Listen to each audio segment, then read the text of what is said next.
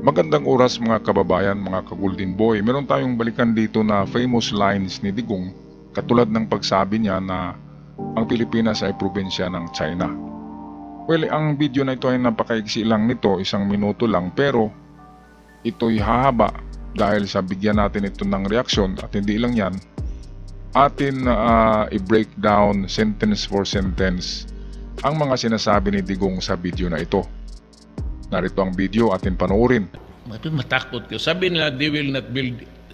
They assured us.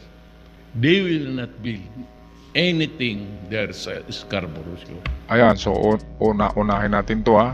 Sabi niya, they will not build anything on the Scarborough Shoal. Wala daw gagawin na infrastructure or structures ang mga Chinese. Anong nangyari, di ba? Nasa 5 isla na yata ang ino-occupy ng Chinese. Ng China, kumpleto na. Merong runways for airplanes, jet fighters, at merong harbor for kanilang Chinese Navy. Meron ng ano rin ng submarino, di ba? Mga daungan. Kumpleto na. Nasa 5 isla yan at meron pang ginagawa na iba na hindi natin alam. Kaya dito natin malalaman na itong mga sinasabi ni Digong, karamihan akala natin joke pero totoo. At ang China naman kapag nagsabi ay hindi talaga totoo dahil hindi sila man of words. Hindi yung kung anong sasabihin ay yun talaga. Ang China ay kung sa Bisaya pa yan, bakakon. Bakakon, napakasinungaling. Lalo na yan si Xi Jinping. Okay, balikan natin ang mga linya ni Digong dito. Maniwala kayo kasi yan ang commitment sa akin ng China. Aba, maniwala, commitment. Anong commitment ni Xi Jinping kay Digong? Wala. Dahil kung may commitment pa, bakit gumawa sila ngayon ng artificial islands? At bakit yung ibang atol o maliliit na isla ay kanilang inabunuhan ng lupa para magiging artificial islands? At nasa 5 na 5 artificial islands na mayroong military structures ang China sa ngayon at napakalapit niyan sa Palawan. Napakalapit. Kaya anong commitment? Walang commitment. Dahil niluloko lang ni Xi Jinping si Digong dahil si Digong ay mukhang pera. Sabi nga na dito sa dulo ng video na probinsya na tayo sa China dahil maraming pera, walang problema. Marami pera, wala problema. Yan ang sabi ni Digong eh. Sa dulo ng bidyong ito atin mamaya pakinggan. Okay, patuloy tayo. And galing kay si Xi Jinping mismo nagsabi. And he's a man of honor. Aba, man of honor? Maniwala ba kayo dyan? Kung man of honor pa yan, bakit nagkikialam yan sa ating pagpapatibay sa armed forces, sa pagpalakas? Inutusan ba naman tayo na isuli yung mga Typhoon missiles sa Amerika? Dahil mid-range missile maaabot ang China at saka yung sa India. Huwag na daw bumili sa India eh. BrahMos missiles saka Typhoon missiles, meron na tayo niyan. At ang mga yan ay aabot yan sa China, diyan sa kanilang Fujian Island. Kaya walang hindi man of words si Xi Jinping.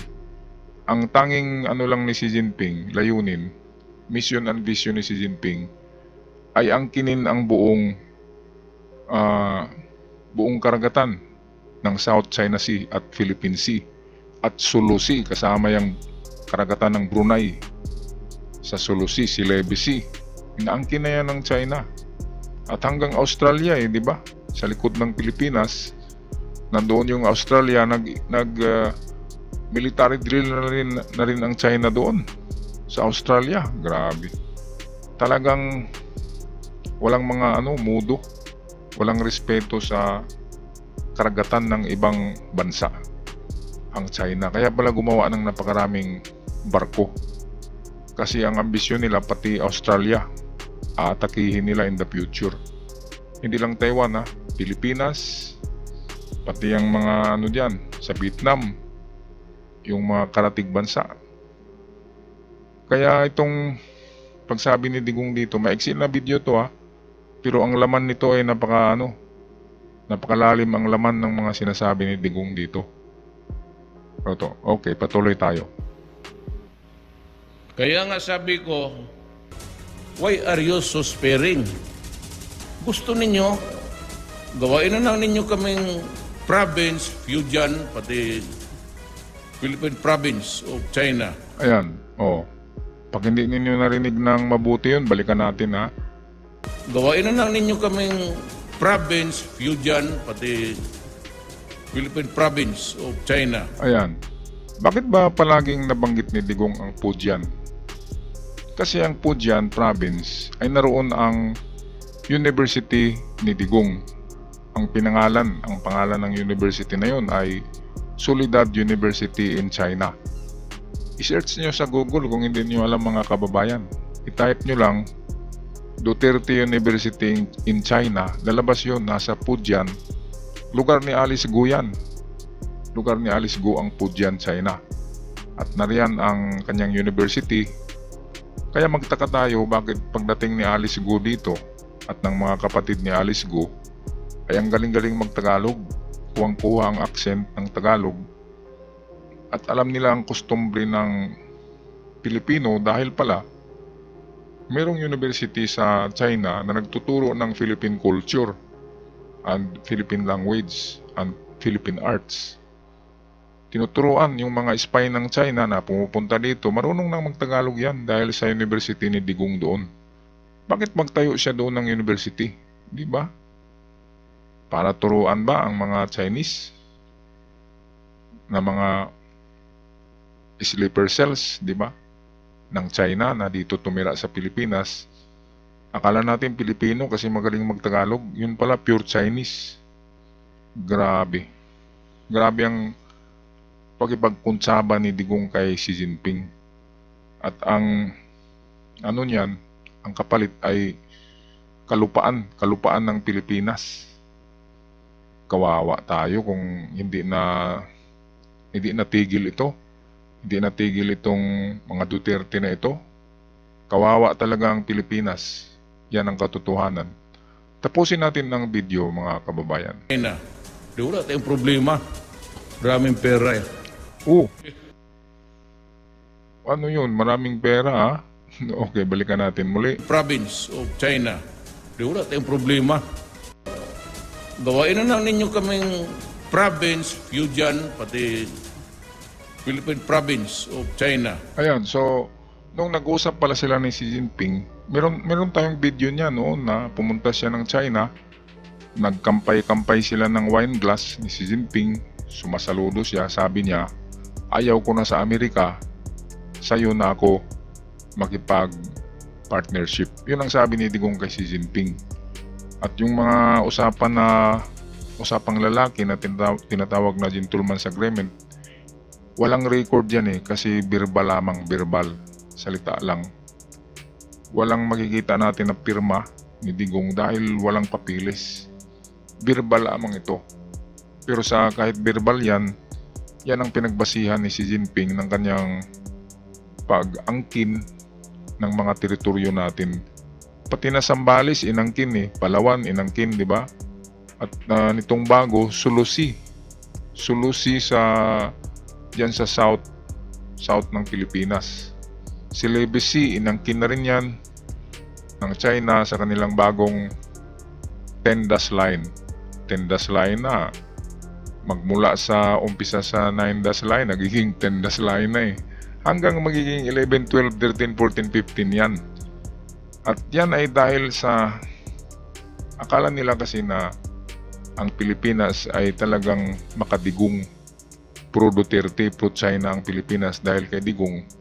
Akala ni Xi Jinping sulit na maka-Chinese na ang Pilipinas dahil sa Duterte effect or Digong effect sa mga tao, sa mga DDS. Hindi nila alam na mayroon pa palang mga taong malinaw ang isip at totoong demokratiko. Grabe itong si Digong. Talagang kumikiling sa sa mga rebelde, sa NPA, sa komunista, sa sosyalismo. Ang Pilipinas, ilang bayani na ba ang namatay dahil sa pagipaglaban sa Pilipinas para magiging independente ito? Jose Rizal, di ba? Andres Bonifacio, Melchor Aquino,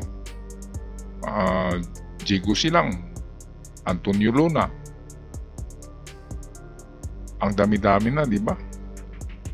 Marami na, pati si Lapu-Lapu, di ba? Sa kapanahonan ni Lapu-Lapu. Ang daming nagbuhis ng buhay para ipaglaban ng Pilipinas, pero pagdating ni Digong, ipamimigay lang pala. Ipamimigay lang. Through gentleman's agreement, walang pirma. Dahil kung merong pirma, merong ebidensya at pwedeng makulong itong si Digong. At hindi lang yan mga kababayan ha. Nakita nyo ba ito, ang mga streamer na pinagawa ni Digong? Nilagay niya sa mga tulay, sa Pasay City, sa Makati, sa Pasig, kung saan merong overpass ay nilalagay niya doon ang mga banner streamer. Ayan na nagsasabi na welcome to the Philippines, province of China, at meron ding transcription ng Chinese character sa baba nito. Ang sabi ay wakanga wapilo watai Duterte. Yun ang sabi. Kaya ito, makikita natin ng ebidensya. Ginawa to ni Digong kasi sa gentleman's agreement, meron silang usapan doon na sige nga, sabi ni Xi Jinping, sige nga, magbigay ka ng katibayan na province na talaga namin ang Pilipinas. Kaya ito ang ginawa ni Digong. Merong isang linggo yata yan na operation nila. Ay ito sa Quezon City Ayan, sa tulay, sa overpass. Si Digong ang nagpalagay niyan, mga streamer, para makita sa Morning Post ng China, yung newspaper nila na Morning Post. Nandoon din to. Makikita nila na, oops, totoo pala ang sabi ni Digong na atin na ang Pilipinas, automatic maging probinsya kahit walang plebisito, no? Walang plebisito, walang konsultasyon sa mamamayan Diretso na, automatic na probinsya daw ng China. Kaya para maniwala si Xi Jinping sa gentleman's agreement na ito, ay ito nga ang ginawa ni Digong. Sino bang nagpalagay niyan? Posible naman na si PBBM. Ipanahon niya ni Digong Kaya yan ito yung pruweba. Hindi ito napansin ng mga, kunti lang ang nakapansin ng mga Pilipino noon Akala nila mga joke lang ito. Hindi ito joke. Ito ay isang propaganda, isang advertisement ni Digong sa China para lalambot ang puso ni Xi Jinping at bibilib sa kanya. Kaya nga bilib na bilib si Xi Jinping sa kanya Akala ba natin Palawan lang binigay ni Digong? Pati na bala Pasay, Pasig, Makati, kung saan nilagay ang mga streamers, ay automatic na probinsya yan ng China na lugar. Kaya buong Pilipinas pala. Grabe, nakita nyo mga kababayan streamer yan hindi ko ginawa yan. Hindi yan edited. Totoo yan. Kaya ito yung panahon na nagkaroon ng gentleman's agreement si Digong at Xi Jinping. At para sa katibayan na totoo talagang sinabi ni Digong na ibigay niya ang Pilipinas, magiging probinsya ng China. Ito, gumawa siya ng mga, ito sa Makati ang tataas ng mga building na yan. Sa tulay pa rin, lahat ng overpass, lahat ng skyway nilalagyan. Gumasto sila sa mga malalaking streamer na yan para lang makita ng China. Kaya ang China ay akala talaga nila sa kanila ng Pilipinas Dahil sa gentleman's agreement ng isang dutai, isang nagtatai na matanda, na ngayon ay naroon na, nakulong na. Kulang pa yan na kabayaran Yung nandyan siya sa ICC ay sa kanyang crime for humanity. Pero itong treason niya sa ating bansa, ang kanyang pagtaksil, dapat ibang kaso din ito. Kaya walang kulang na kabayaran ni Digong yung mga ginagawa niya sa Pilipinas. Grabe. Sa history ng Pilipinas, ito lang talaga ang grabing sobrang taksil na tao sa ating bansa. Hindi lang hindi lang gumagawa ng masama. ibinigay pang Pilipinas sa China na kalaban natin. Grabe. Sobrang taksil talaga. Anyway, pag-comment na lang sa inyong comment section mga kababayan, mga ka-Golden Boy. Ano ang inyong saloobin dito sa video na ito? At sa mga bago pa lamang nakabisita, huwag kalimutan i-subscribe.